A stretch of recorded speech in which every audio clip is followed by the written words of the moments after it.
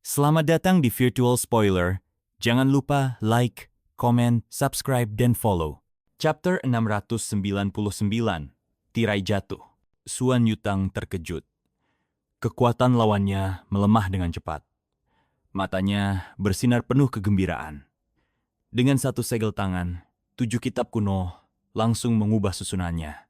Cahaya 9 warna yang semula menyilaukan berubah menjadi pancaran putih yang menembus kekuatan Di Jun dan menghantam tubuhnya. Ki iblis di depannya lenyap dengan cepat. Di Jun meraung marah, tapi jelas dia tidak punya waktu untuk memedulikannya. Tubuhnya bergetar hebat di udara, seperti terhuyung oleh amarah. Setelah berhasil melancarkan serangan, Xuan Yutang tidak melanjutkan tekanan. Sebaliknya, ia berbalik dan melesat menuju medan perang para dewa kuno. Tujuannya jelas mengumpulkan senjata tingkat mendalam yang berada di tingkat transenden. Perubahan mendadak pada kondisi Di Jun membuat medan perang para dewa kuno menjadi tidak stabil. Di bawah serangan gabungan formasi pedang Tianjue dan yang lainnya, medan perang mundur cepat. Dunia di sekitar menara ikut menyusut dan bahkan mulai menunjukkan tanda-tanda kehancuran. Namamu medan perang para dewa kuno? Mulai hari ini, aku adalah tuan barumu. Xuan Yutang tertawa keras. Ia membentuk segel dengan tangannya, lalu meraih medan perang itu.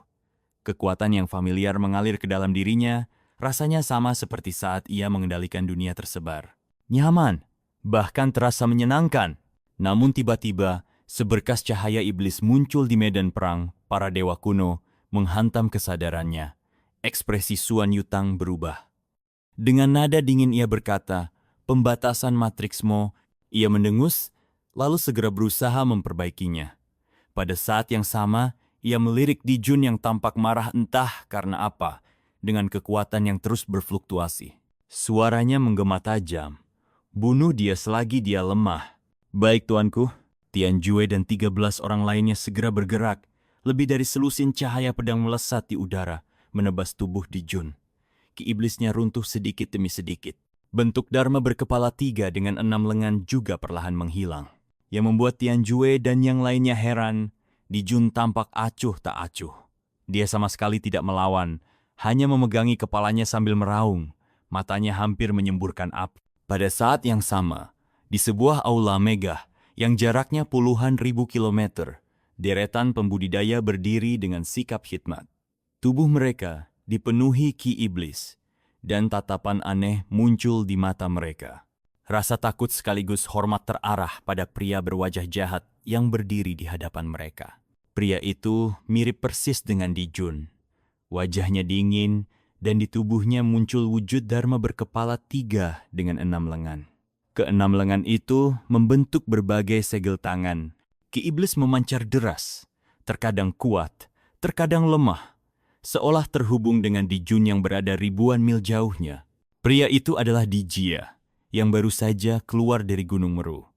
Ia merasakan perubahan kekuatannya lalu mencibir. Ia bergumam pelan, "Aku tidak menyangka kamu akan mendapat masalah secepat ini. Langit benar-benar berpihak pada aku." Para seniman bela diri di belakangnya gemetar ketakutan, merasakan kui iblis yang semakin kuat dari tubuh Di Jia. Tanpa ragu, mereka semua tunduk padanya. "Haha, ini bagus. Kasihan Di Jun. Sebelum tubuh lain muncul, hanya kamu dan aku yang berbagi kekuatan. Aku harap kamu mati cepat." Hahaha. Di Jia tertawa puas, dan auranya terus meningkat. Merasakan pihak lain sedang terjebak masalah, ia segera berusaha merebut kekuasaan. Benar saja, kekuatannya melonjak tajam. Di sisi lain, Di Jun meraung di langit atas kota Songyue. Ia bisa merasakan kekuatan iblis di tubuhnya terkuras habis-habisan. Selusin orang terus mengejarnya, berusaha membunuhnya. Sementara itu, di kejauhan, Xuan Yutang sibuk menyempurnakan medan perang para dewa kuno, ingin memaksanya jadi gila. Di Jia, kamu akan mati dengan kematian yang mengerikan." Raungan Di Jun menggema. Ia dan Di Jia saling tarik-menarik kekuatan dengan nekat. Namun di tengah keputusasaan, pupil matanya tiba-tiba menyusut. Perlahan, sebuah ekspresi senang muncul di wajahnya. Sejumlah besar kekuatan iblis justru mengalir masuk ke tubuhnya, memulihkan kekuatannya yang sempat terkuras. "Ini, kah saya?" Hati Dijun bergetar hebat. Hanya ada satu kemungkinan yang membuat hal ini terjadi. Bentuk Dharma berkepala 3 dengan 6 lengan yang nyaris lenyap tiba-tiba kembali padat. Keenam lengannya segera mengumpulkan kekuatan. Ada yang membentuk segel, ada yang menggenggam pedang, ada pula yang mengepalkan tinju. Semua kekuatan dilepaskan dalam satu tarikan. Gerakan mengerikan terbentuk di depannya, lalu meledak hebat. Boom! Boom! Boom! Gelombang ki iblis menyembur deras, bercampur dengan 10.000 cahaya pedang. Nyala api membumbung ke langit. Apa? Apa yang terjadi? Tian Jue dan yang lainnya terperangah. Hanya dengan satu gerakan, seluruh aura pedang mereka hancur lebur. Ke-13-nya terlempar ratusan meter jauhnya, tubuh mereka dipenuhi luka dalam yang parah. Dijun tidak mengejar mereka. Dengan kilatan cahaya iblis, dia langsung muncul di samping Suan Yutang dan menamparnya dengan sekuat tenaga. Suan Yutang berusaha keras menyempurnakan medan perang para dewa kuno, namun tidak berhasil. Kekuatan pembatasan itu jauh di luar bayangannya.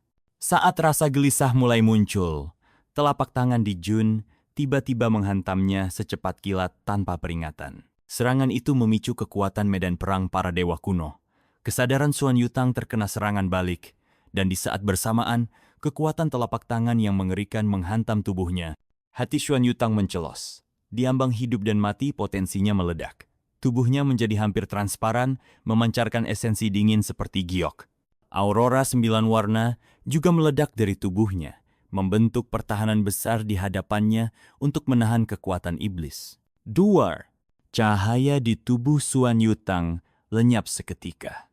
Dia memuntahkan darah dan jatuh ke tanah. Tian Jue dan yang lainnya terkejut.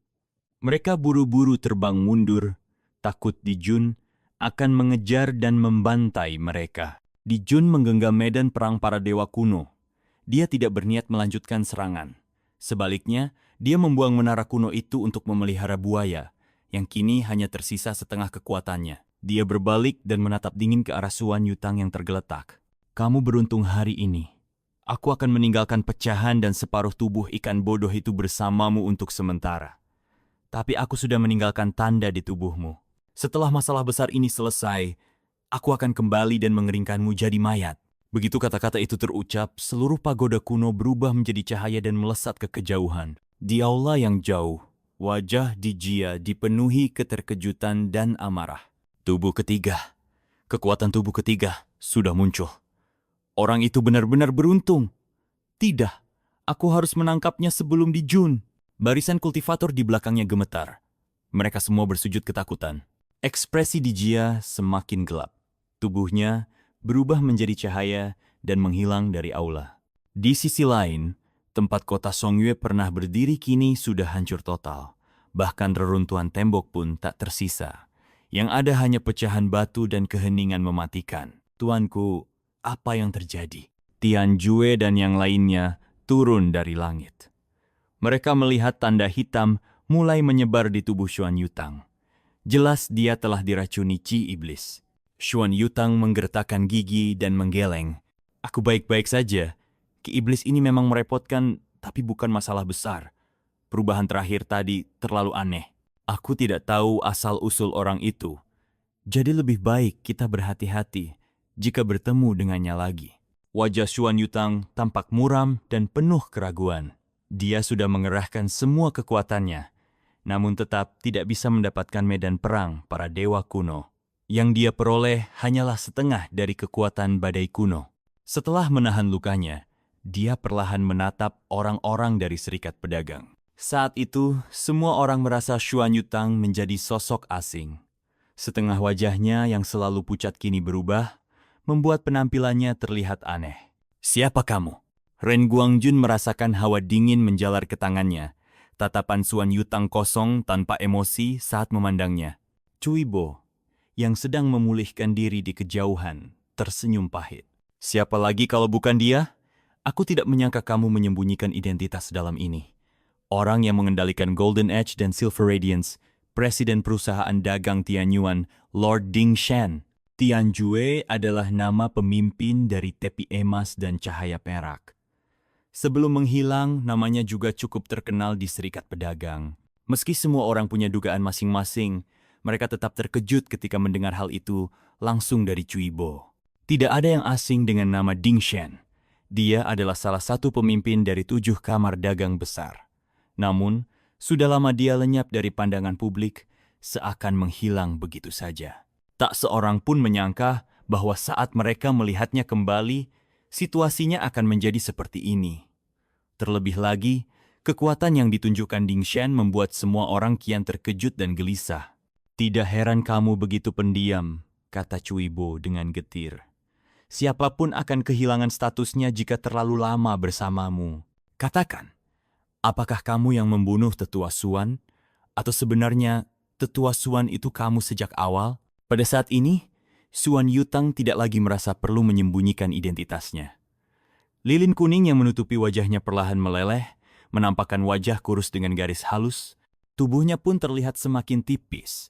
Sebuah senyuman dingin muncul di bibirnya. Bagaimana menurutmu? Mengapa? Dengan kekuatan sebesar itu, kamu bisa membunuh para monster itu. Tapi kenapa kamu hanya diam, membiarkan kota Yue yang hancur, dan lebih dari 300.000 orang mati bersamanya? Ren Guangzheng meraung marah. Ia menatap mata dingin Ding Shen tanpa rasa takut. Entah kamu Ding Shen atau Suan Yutang, bagaimanapun juga kamu tetap anggota Serikat Pedagang. Namun, sekarang kamu justru menentang Serikat Pedagang. Apa sebenarnya yang kamu inginkan? Ding Shen menatapnya tajam dan mendengus. Serikat Pedagang. Aliansi yang kalian sebut itu hanyalah mainan di tangan 4 liga inti.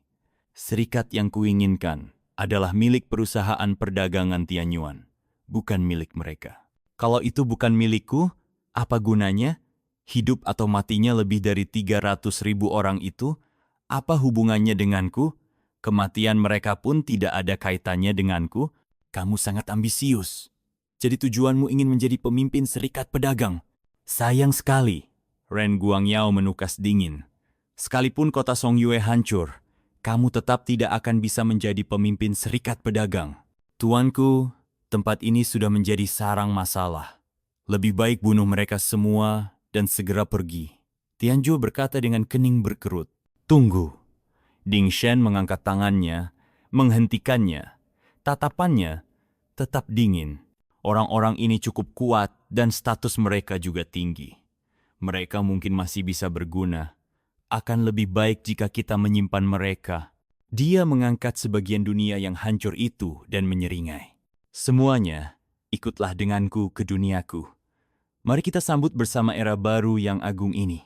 Hati semua orang langsung terasa tenggelam. Mereka menatap puing-puing medan perang para dewa kuno yang melayang di udara, berubah perlahan menjadi sebuah dunia, lalu mulai menyedot mereka satu persatu. Terima kasih sudah mendengarkan Virtual Spoiler. Sampai jumpa di pembahasan berikutnya.